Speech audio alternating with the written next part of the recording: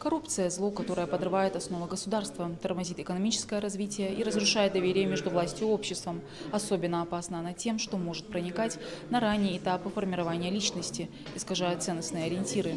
Именно поэтому столь важно проводить антикоррупционное просвещение самой молодой частью нашего общества.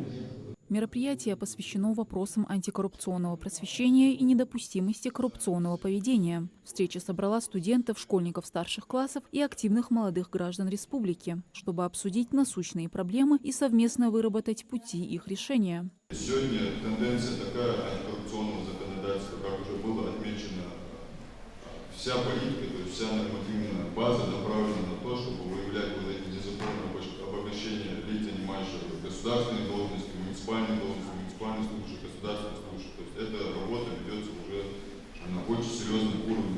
Форум прошел в формате открытого диалога, где каждый участник имел возможность задать вопросы, высказать свое мнение и поделиться идеями. Лекторы рассказывают о ключевых аспектах коррупции. Злоупотребление властью и служебным положением – это ее центральный элемент. Человек использует свой доступ к ресурсам информации или полномочиям, которые ему предоставлены для выполнения служебных обязанностей в своих целях. Также один из ключевых аспектов – личная выгода, которая принимает различные формы, а именно деньги, имущество и нематериальные блага. Прокурорами установлены незаконные нормативно-правовые акты. В целях их приведения в соответствии с законом прокурорами принесено 224 протеста. И уже по ним на момент, получается, первого полугодия уже отменено и изменено 143 незаконных нормативно-правовых акта.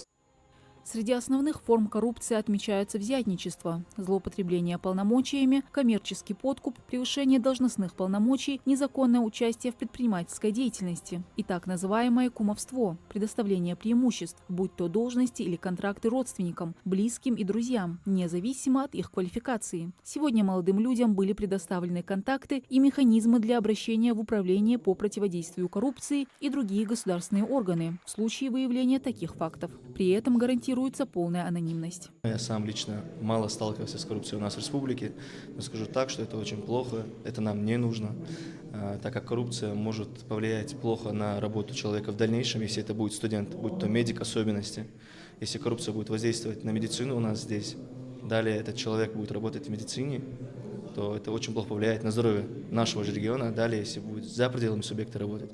Управление по противодействию коррупции администрации главы и правительства Ингушетии выразили надежду, что данная встреча станет началом долгосрочного и плодотворного диалога с молодежью. Это инвестиция в будущее, в котором честность, законность и справедливость станут незыблемыми основами жизни каждого гражданина. Планируется проведение Северокавказского антикоррупционного форума. Там будут уже принимать участие все субъекты нашей страны, невыборочно, и субъекты всего Северного Кавказа, всего округа.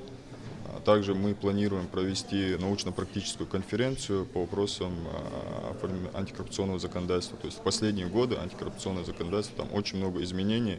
И одной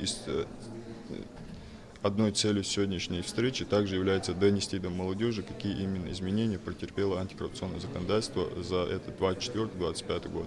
Борьба с коррупцией – это сложный и длительный процесс, требующий усилия как со стороны государства, так и со стороны каждого гражданина. Мадина Цоро, Хасан Евлоев, Магаз, 24.